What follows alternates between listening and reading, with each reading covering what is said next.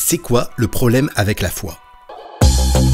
Dans nos vies, parfois, on a l'impression que rien ne peut l'arrêter. Et parfois, c'est plus dur. Et c'est précisément dans les pires situations que notre foi va être éprouvée. Bref, voyons en 3 points pourquoi garder la foi, quel qu'en soit le coût.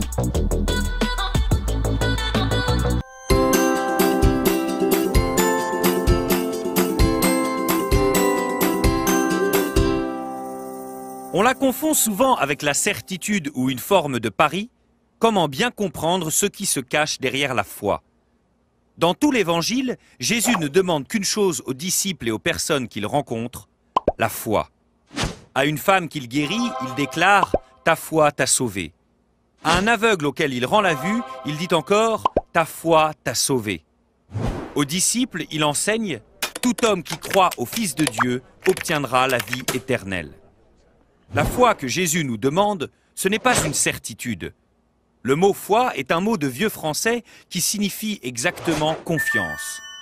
Nous faisons donc confiance comme un ami fait confiance à son ami, même s'il n'est pas entièrement certain.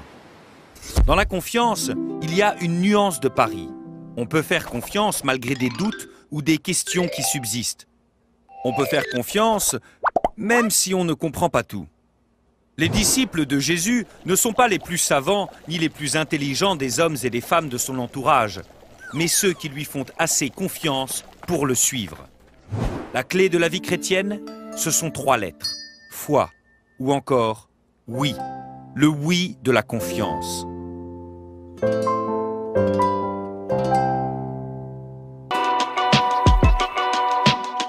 Benjamin nous explique maintenant pourquoi et comment garder la foi dans un contexte plus éprouvant.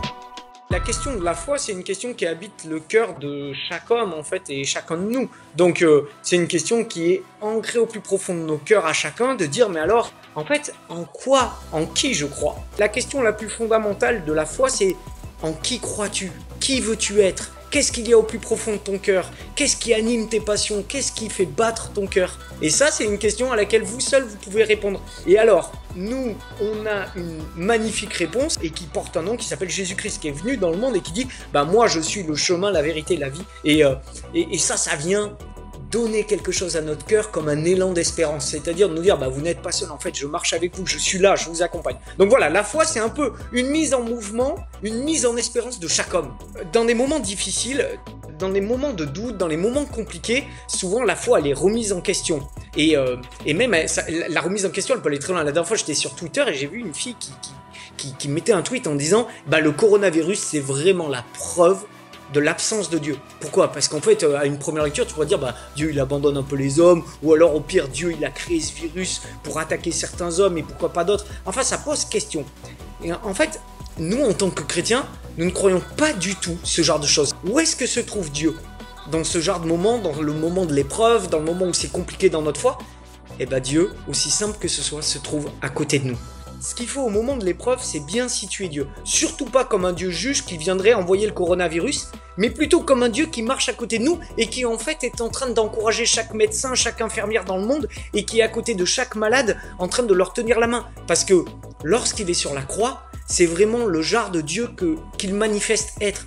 Un Dieu avec nous. Voilà, Dieu est avec nous. Non, Dieu n'est pas loin, Dieu n'est pas là-haut en train d'envoyer des fléaux, mais au contraire, il est avec chaque homme et avec chacun de vous. Donc gardez la foi, gardez l'espoir les gars. Comment vous pourriez vous nourrir, même sur internet, spirituellement? Parce que, croyez-le bien, quoi qu'il se passe avec vous, quoi qu'il se passe dans vos familles en ce moment et peut-être dans le confinement que vous êtes en train de vivre, Dieu est avec vous, Dieu vous accompagne, Dieu continue de grandir en vous et Dieu continue de faire grandir votre personne. Donc, d'abord, n'ayez pas peur, ayez confiance en lui, il vous accompagne parce que comme je vous l'ai dit, vraiment, nous croyons en tant que chrétiens qu'il est toujours à côté de nous. À bientôt les amis! Et rien de mieux pour nous ancrer dans la foi que de terminer en prière.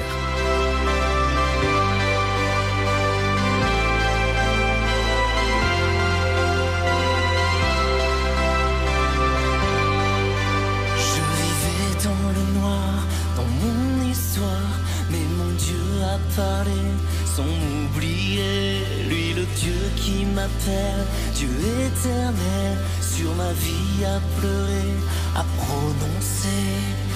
Déliez-le et laissez-le aller.